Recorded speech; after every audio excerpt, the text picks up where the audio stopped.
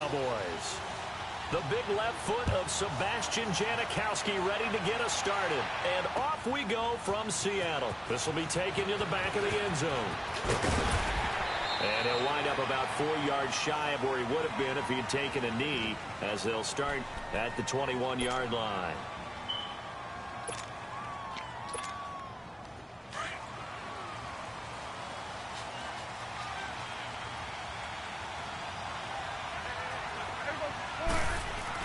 Prescott looks to throw on first. Escaping the pressure right. He'll get 8 on the scramble there. It'll be second and a couple. Now, that was not a bad scramble there on first down. He didn't force it, nor did he throw it away. He was able to take off, and now he made it a very manageable second and short.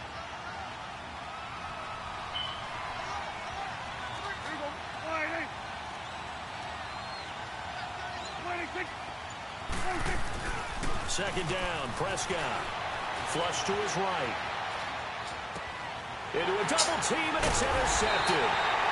Picked off at the 33. And they're going to set up shop at the 32-yard line.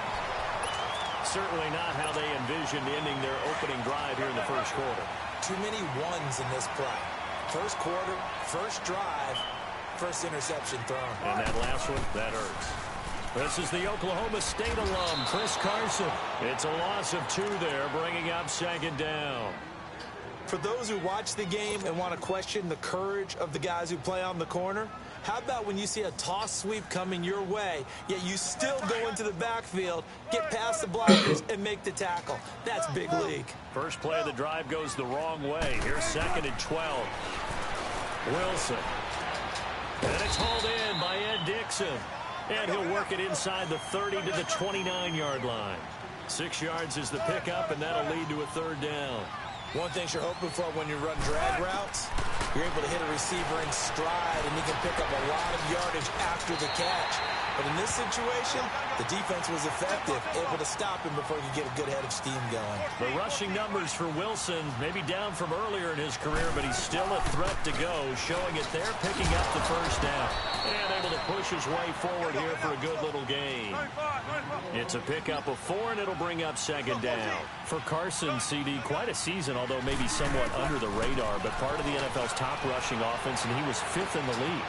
1,151 yards, 9 touchdowns, and Seattle got back to their identity, which is a run-first offense that provides some pretty good thump inside the tackles.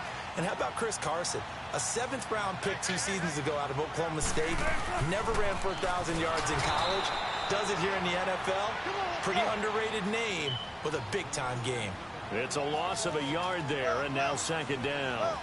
An interesting and intriguing decision there defensively, because they kept extra DBs on the field despite seeing the multiple tight end look. And he will score. Touchdown, Seattle. Ed Dixon from 8 yards out. And the Seahawks have taken a first quarter lead.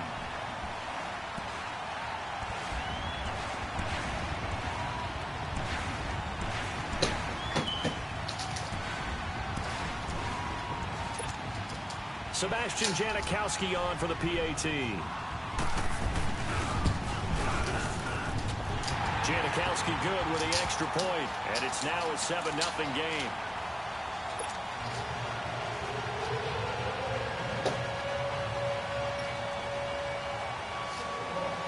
Out to kick is Janikowski. On the return, it's Jordan Lewis. And he's up across the 25 and down at the 28-yard line.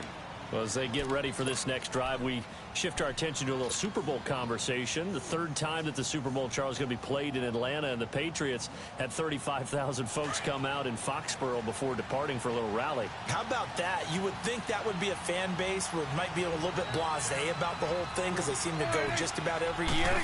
But they continue to use their rallying cry. They hate it. And he fires one that's intercepted. Picked off around the 37, and his crew will take over with a football at the 35-yard line. So that's back-to-back drives where they're throwing an interception. Ordinarily, we look at the offense and say, what's going on with your scheme? Maybe we should look at the defense and just give them a whole lot of credit. They've got them frustrated right now. Throw right side, caught by Davis. Give him 12 yards on that one. It earns him a fresh set of downs. Nice little nifty play for him there. That's the ability to read a defense and utilize players that don't often get picked up in coverage easily. I'm talking about being able to use the backside of the backfield. Because I know that when I used to cover, hey, we got everybody oh, he just snuck out there, and they just got a nice first down there. What do we love to say? Get those backs into space, right? And they were able to do that there. Nice pickup on first down. And down he goes. Pressure gets him back at the 14. Malik Collins able to drop him for a loss of a couple.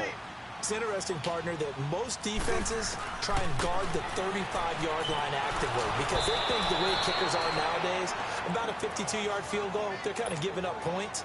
But you get even deeper into territory, you get into the red zone, they're going to guard it even more, which means more pressure, more blitzing. An incomplete pass on that last play, and that means they'll need to come up with something here on third down.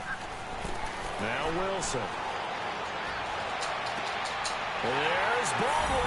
Touchdown, Seattle. Doug Baldwin from 13 yards out. And the Seahawks add on to their lead. And, partner, they found a gap there on the post pattern, and it was in the middle third of the field. And that's really difficult to do because ordinarily the safeties are back there to prevent that happening. But they found the opening and exploited it.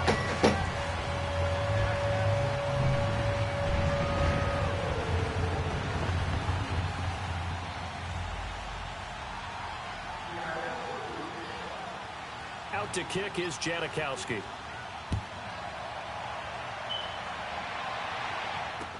This will be fielded on the back line of the end zone.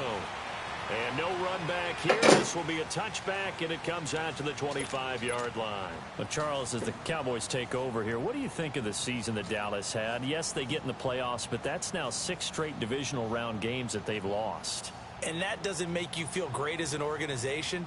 But think about this season.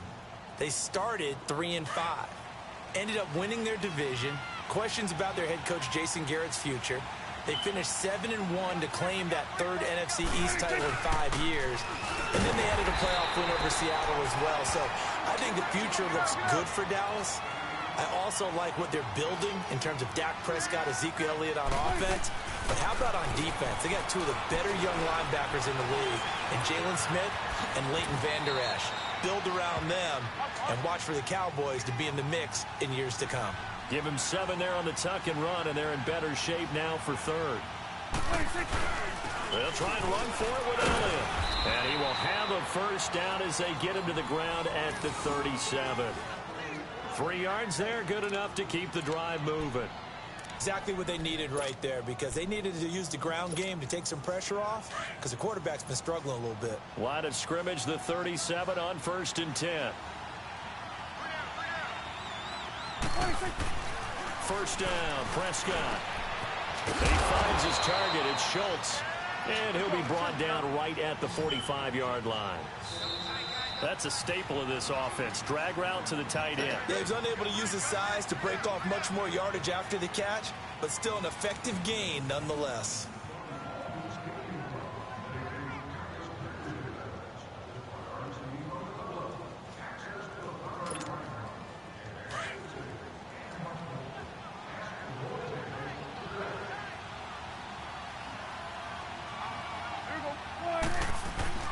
Prescott now on 2nd down.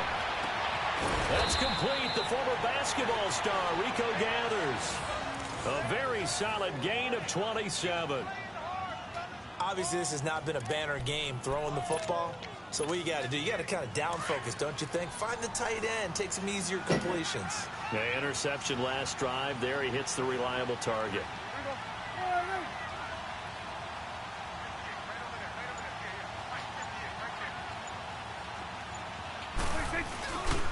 A first down carry by Elliott. 2 yards on the carry there. It'll be 2nd down. Elliott, the leading rusher for the 2nd time in his 3 NFL seasons. 1,434 yards, more than 100 better than second-place Saquon Barkley. And the offense runs through Ezekiel Elliott in Dallas. He makes them go. And how about how he added to his pass catching this year? His numbers jumped up in a big way. So when Dak Prescott didn't have something downfield, he just dumped it out into the flat to number 21. Now Elliott. And a short pickup there down to about the 9. Only a yard on the pickup there. 2nd and goal. Defensively, pretty good start there with their backs against the wall. That's a win for the stop troops right there. And if I'm them, And he is into the end zone for a Cowboy touchdown. Michael Gallup, a 9-yard touchdown grab. And the Cowboys have cut it to within a score. Now the try here for the extra point. Point after, right down the middle. And that'll make our score 14-7.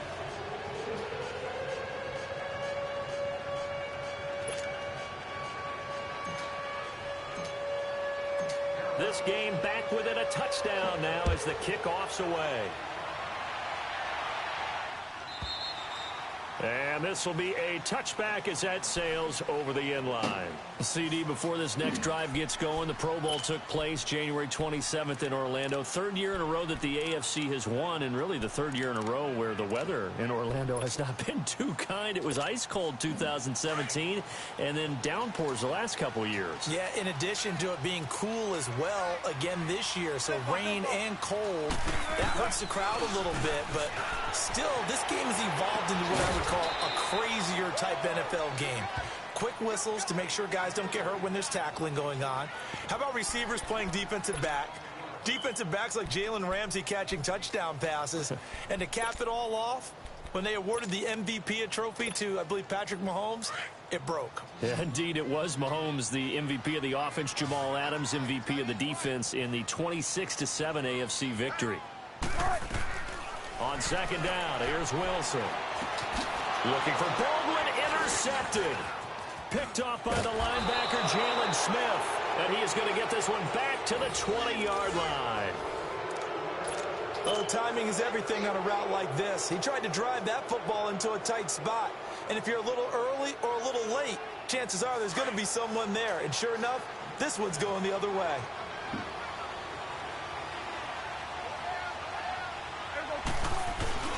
Again to Elliott.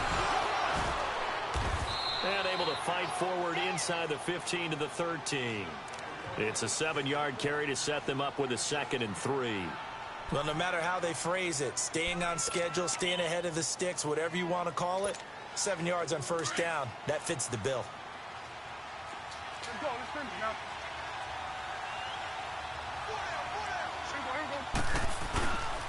On 2nd down, Elliott. And this time not as successful as he'll get back to the line of scrimmage and no more. The tackle made by K.J. Wright.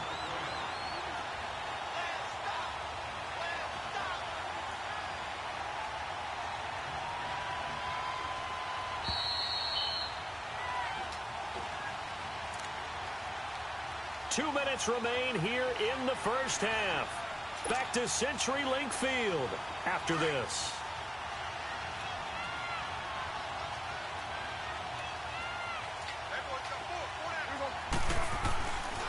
On 3rd down, Elliott. They're able to convert on 3rd down, and that sets up a 1st and goal. So it's pretty simple, partner. You pick up a turnover, set you up in excellent field position. The last thing you want to do is go 3 and out in this spot. Yeah, they would have had to settle for a field goal attempt, but now they keep those touchdown hopes alive. They'll try and run for it on 1st and goal. And he's going to be met at the line of scrimmage and taken down. No gain on the play that time, and it sets up 2nd and goal. They'll try to throw now. Prescott under pressure now, and he's going to go down. Sacked back around the 8. No doubt that's a very good play defensively right there, because you've always got to be aware that he can take off and make a big play with his legs. How about the way they were able to contain him? That also tells me the coverage was excellent downfield. This stadium once registered as the loudest roar ever recorded, and you can hear him now. 3rd and goal. Prescott. And this is caught for a Cowboy touchdown. In for the score. And the Cowboys are an extra point away from tying the football game. That's almost just not right. You cover everybody, but those tight ends, they can be awfully reliable. Very reliable. The defense just has to hate those guys. This drives them crazy because oftentimes you can't match up with them. They have you either with size, speed, or maybe even just strength. And that'll carry over the back line of the end zone for a touchback. As Seattle makes their way back out here, Charles, let's take a little deeper dive as they go into the offseason, what they need to do. They led the NFL in rushing yards. You talked about it. They ran the football well. Where do they need to improve? Maybe a little less stubbornness in establishing the run at times, because Chris Carson, their lead back, didn't get started against Dallas. Mike Davis couldn't add a whole lot. Rashad Penny, who was a rookie, he didn't add a whole lot in that one as well. Sometimes you have to let Russell Wilson be the guy and let him throw it around. They'll continue to work on that in the offseason to fortify him with a few more weapons on the perimeter, I believe. Being chased out left. And avoids the contact by sliding. Good coverage downfield led to him taking off, picking up the first down on a 13-yard run. The last drive, remember, similar situation. He forced the ball into coverage through the pick. He learned better there. Yeah, similar to a golfer that's confronted with a shot that you just can't make. Sometimes you have to take your medicine, as they say, right? Just pull it down, take off, and go. Don't make something worse than what it was. One thing to keep in mind, partner, especially in the second half, when you've got a running back of this size and these dimensions, I can just tell you, attrition does set in for a defense, because if you're excited about hitting him in the first half, maybe not so much in the second half, and some of these shorter gains turn into bigger runs later. Wilson now hitting on 80% of his passes in the early going. 8 of 10. It's first down.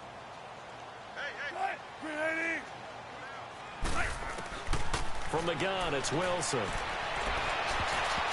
And he knocks the ball away, and it falls incomplete. The intended target, Doug Baldwin. That'll bring up second down.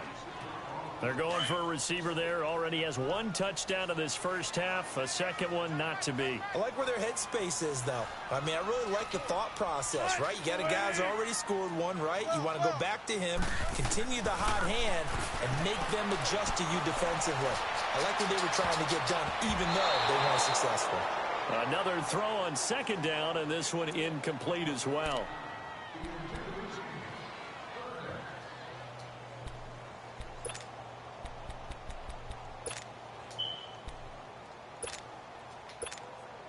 This offense was on the move. Now 2 straight incompletions have them looking at 3rd and 10.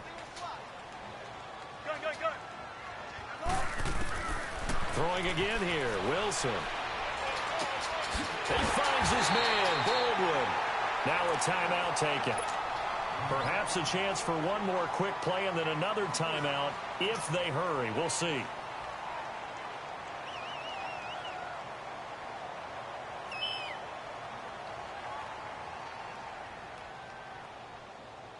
So even though it's first down, here's the field goal unit on now to try to get 3 before halftime. And Janikowski bangs it through, and they take a 17-14 lead. Well, the drive ends in just 3, but they'll take it. Looks like they'll head to the locker room, barring something unfortunate in front on the scoreboard. Yeah, they may not be jumping up and down and celebrating because they have the lead, but still, any little momentum in a game like this is important to a team, and they'll feel real good about going in and regrouping, knowing that they are out in front. And we're going to get a timeout with 2 seconds remaining in the second quarter. Final play of the first half, barring a penalty, as they come up on 1st and 10.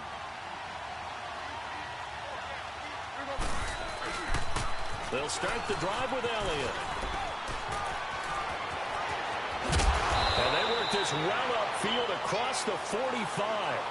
So 2 quarters down, 2 remain. Charles and I return after the break.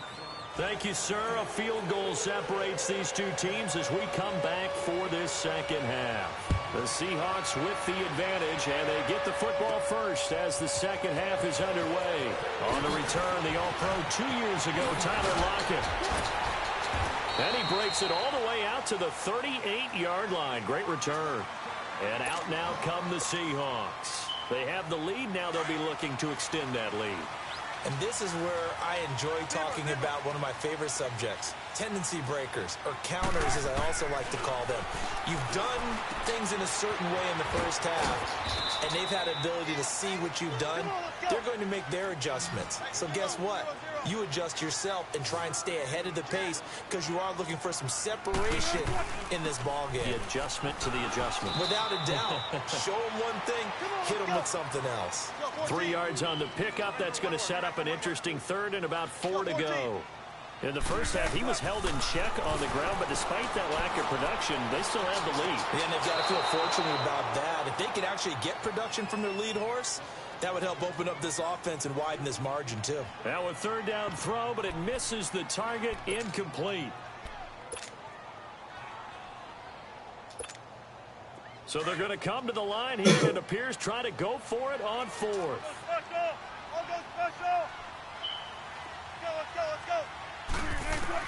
They'll indeed go for it with Wilson. He can run for it, and he will. And he'll avoid the tackle there with a slide. They're able to keep the drive alive 7 yards that time, and the decision to go for it proves to be a good one. From midfield now, here's Wilson. Toward the center of the field, but it's incomplete. Anytime a defense can sit back in a zone like that, it tends to create a lot of congestion in the middle of the field. Makes it very hard to slot one in. Looked like I-4 at rush hour in your hometown of Orlando, Florida. An absolute mess. So now 2nd and 10 after the incompletion on first down.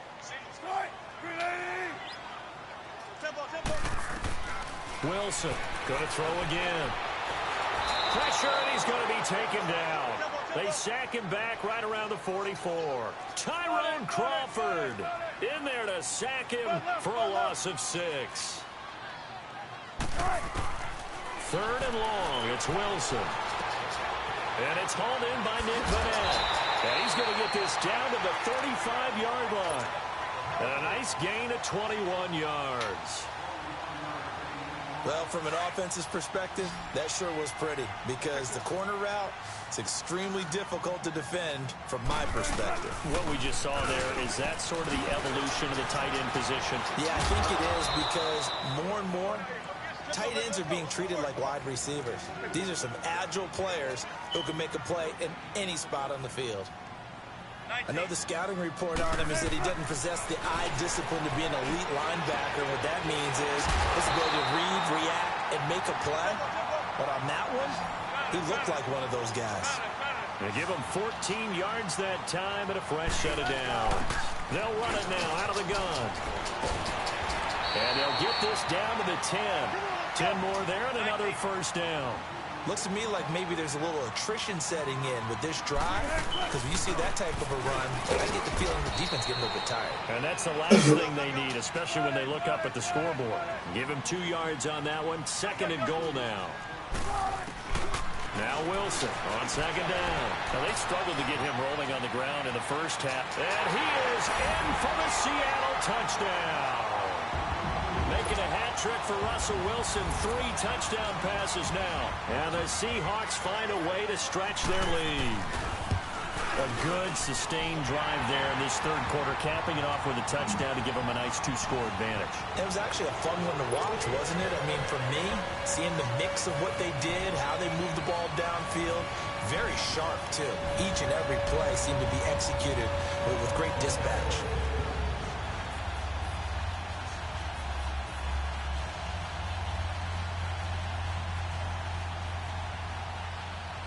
Out to kick is Janikowski.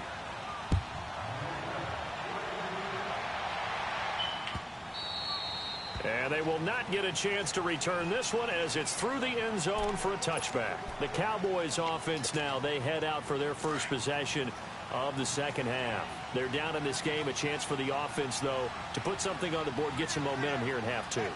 Try and get things kick-started for them. And you know at the half, they discussed how they were going to get that done. This is where scripting comes into play a lot of the time. How many plays do you script coming out of the second half? Most of the time in the first half, you're scripting 12 to 16. I think in the second half, you're really scripting more like 8 to 10. Kind of a starter or an opener, whatever terminology they use, just something to get you off to a quick start. Throwing again. Prescott on 2nd and 10. Eluding the pressure right. And he gets this up just shy of the 30 to the 29 before he's out of bounds. He'll wind up getting 4 there on his own, but it will leave him now with a third down situation. This offense in desperate need of a conversion as they come up on third down. On third down, it's Prescott. And he can't come up with a pick. Nearly his second of the game. Instead, fourth down. Not only was the call spot on, how about the execution of that defense right there? The zone was absolutely locked up tight. He was trying to force it in there on third down. But if there's a time to force it, he felt like he needed to make a play, right? Yeah, exactly right. Third down, you got to try and find something. There's nothing available there for him.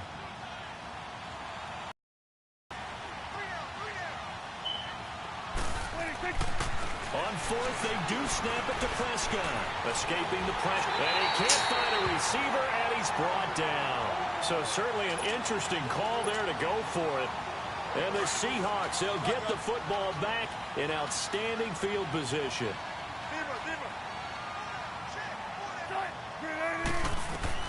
Now Wilson on first down. Steps away to his left. And they'll work it inside the 15-yard line before it's all said and done. A nifty bit of scrambling there. 12 yards, first down. I think the last two plays really illustrate how difficult it is to game plan against this guy because you know he can throw the football. But how about his use of legs as well? What we call those broken plays, you can't account for them. Yeah, those plays, those two that you just mentioned, a microcosm really of how he can hurt you. He'll get 8 on the scramble there. It'll be second and a couple. Let's get it.